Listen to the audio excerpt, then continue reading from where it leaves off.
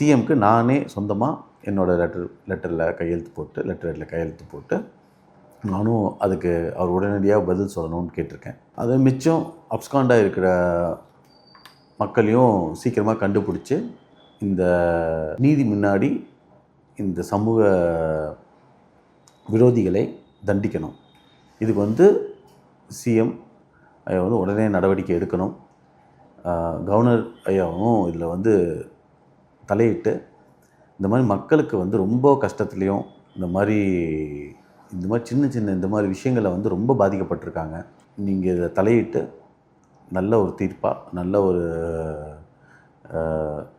Action எடுக்கிறதுக்கு நீங்கள் வழிவகுத்து கொடுக்கணும். இதை சிபிஐ என்கொயரிக்கும் கண்டிப்பாக பரிசீலனிக்கணும். ஏன்னா அப்போ தான் இதில் இது மட்டும்தான் ஸ்கேமா, இல்லை இதில் வேறு யாரெல்லாம் தலையீடு இருந்திருக்கு, இதில் வேறு ஏதாவது அரசியல்வாதிகளோட தலையீட்டுலாம் எங்கே இருந்திருக்குங்கிறது வரைக்கும் இதை கண்டுபிடிச்சி மக்களுக்கு உண்மையை வெளிக்காட்டணும்.